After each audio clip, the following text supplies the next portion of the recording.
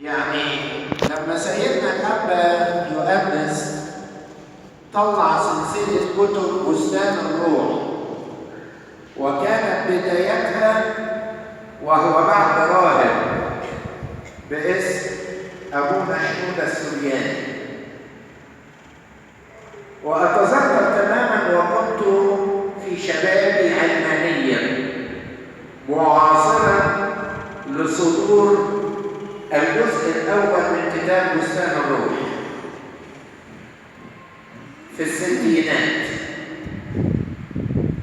بل وشاءت الظروف وأنا شاب في كنيسة العذراء برود الفرج، وكان المتنيح أقول باسمه بقى الرهباني أبونا شنودة السورياني كان يتردد على كنيسة العذراء برود الفرج، وكنا نحظى كشباب في تلك الكنيسة بكثرة من حضوره في تجمعات الشباب والخدام في رود الفرج. وشاءت الظروف أن يطلب مني أني أبيض لسيدنا جزء من كتاب بستان الروح وهو يكتب مسودته الأولى. فوقتها كان سأل قال مين عندكم من الشباب بتوعكم يكون خطه كده واضح، يعني ما اعرفش اقول فلان. فطلب ان اكتب، وكنت سعيدا ان التقي مع كتاب بستان الروح في مسودته الاولى وابين شيئا من الصفحات التي كتبتها امانه واصابع ابونا شنودة السورياني. كنا شباب صغيرين فتلامسنا مع سر المسيح في صورتها المبكرة. سر التقوى أيضا تعطي اندفاعا نحو الكنيسة الأم خدمة وتعليما وتسبيحا، وهذا ما كان يعيشه المتنيح الأب يؤنس، مسبحا عابدا مصليا مرنما هاتفا محبا للذبيحه اليوميه التي كان يعبر بها حتى على مرض جسده وازمات قلبه. يعني لاخر وقت كان يحب يصلي القداس يوميا عندما استقر الوضع في كنيسة ماري بولس، فكان يحب ويتلذذ بالقداس اليومي. وهذه إحدى ملامح التقوى في حياة الأب يؤنس. المسبح، الكنيسة كنيسة والمسبح مسبح، والخدمة التقية هي الخدمة المسبحية، الخدمة المنسكبة أمام جسد الرب ودم الأقدسين، يأخذ منها المصلي خلاصا لحياته، ثم يعطي الجسد والدم للناس خلاصا وغفرانا للخطايا وحياة أبدية لمن يناوله الذبيحة. أما عن علاقة التقوى بالعلم، العلم والإدارة لا تأتي بتقوى، العكس هو الصحيح. التقوى ومخافة الله هي التي تأتي بفنون العلم والإدارة في العمل الرعوي في الكنيسة. التقي يدير، التقي يعلم، التقي يدبر، التقي تخرج من عقله أفكارا جددا وعتقاء. لكن لست أظن أن العكس هو المضمون الحقيقي. العلم والإدارة والتدبير هي الثمار الطبيعية للتقوى، كان الرسل أتقياء يخافون الله، من هنا فتحوا المسكونة وكرزوا بالمسيح في العالم كله. لم يتعلم الرسل والكنيسة الأولى فنون العلم والإدارة إذ لم يكن أحد قبلهم يسلمهم العلم والإدارة، لكن الروح القدس الذي سكن في قلوب الرسل والخدام هم الذين فتحوا المسكونة وعلموا. التقوى التي فيك يا معلمنا بولس الرسول ودراية بسر المسيح هي التي جعلتك تكتب 14 رسالة وتقف أمام الملوك والولاة وتدبر أمورا وتقيم أساقفة وكهنة وخداما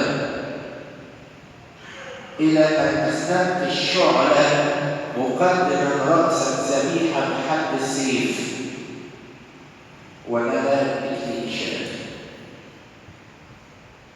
التذكار اللي احنا بنقيمه لنياحة مثلث محمد الأب يؤنس، وأيضا التذكارات الخاصة بالآباء الأساقفة والكهنة والخدام، عاوزكم تفهموا يا أحبائي إيه الهدف من إقامتها؟ إيه الهدف؟ الهدف استشعار سر التقوى على مدار الزمن، نستشعره في حاضرنا ونستشرفه في مستقبلنا، وبهذا نفهم سر الحياة. سواء كان البعض منكم رعاة وكهنة وشمامسة أو كان الجزء الأكبر من الحاضرين الشعب، احنا كلنا رعاة ورعية محتاجين نستكشف ونستشعر سر التقوى التي هي تجارة عظيمة التي لها موعد الحياة الحاضرة والعتيدة. الكلام ده أنا مش جايبه من عندي، ده من كلمات بولس الرسول لما قال طب يعمل مقارنة يعني بين الرياضة الجسدية وبين التقوى، فقال الرياضة الجسدية نافعة لقليل. شوف بقى كلام عن التقوى، أما التقوى فنافعة لكل شيء إذ لها موعد الحياة الحاضرة والعتيدة. الزمن الحاضر يستعلن جماله بالأتقياء الذين يعيشون فيه، والزمن المستقبلي يستعلن للأتقياء أيضا الذين يعيشون الأبدية مسبقا.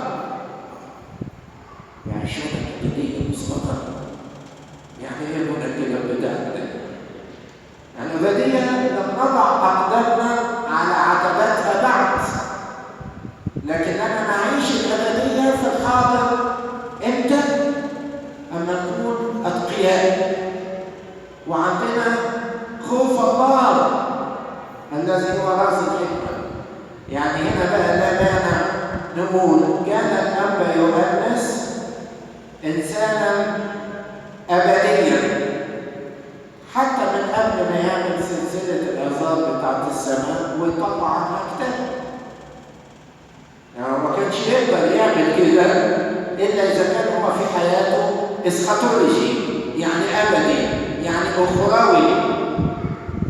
والافتقار للنقطة دي هي مشكلة خطيرة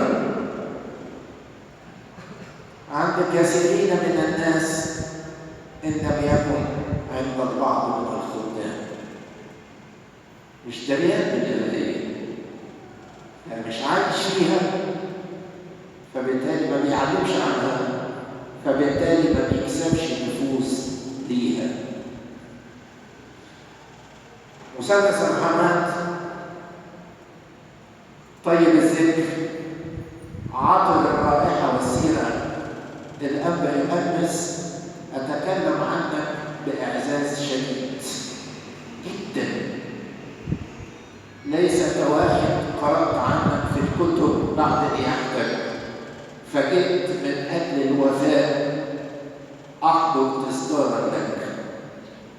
لا، ما كانش ينفع كده. إنما أنا جاي أستشعر زمنا جميلا عاصرت فيه هذا الأسقف الجليل 16 سنة، من سنة 71 ل 87 سنة يعني. حضرت رسالته وكنت كائنا، وحضرت نياحته وكنت كائنا، وما بين صيامتك ونياحتك وما قبل ذلك في رهبتك وخدمتك كنا نعرفك ونتواصل بصورة أو بأخرى لتكن ذكريات عطرة إلى طول الأيام. مش عاوز أقول مجرد نوع من التوصيف الرقمي إن السنة دي يوافق 29 سنة من سنة 87 ل 2016. ده يعني من ناحية الترقيم، يعني نقول الذكرى 29. لكن أنا بحس إن الناس الأتقياء الذكرى تتعدى الأرقام وتتعدى السنين، وينطبق على حياتك يا أب يؤنس كلمة الكتاب: يوم عند الرب كألف سنة وألف سنة كيوم. نتشارك مع كل محبي الأب يؤنس ومع أسرته المباركة بالجسد، وعلى رأسهم الابن والأخ العزيز الأستاذ جابر الصالح وكل أسرته، والبركة اللي عايشين فيها واللي اتمتعوا بيها معانا. معرفش يعني تبقى الأسرة الجسدية أكثر استمتاعا بالأب يؤنس من بقية الشعب، ولا يا ترى إحنا الاثنين على نفس الصعيد زي ما تحسبوا بقى. لتكن الذكرى دائما عطرة لربنا المجيد إلى الأبد. آمين.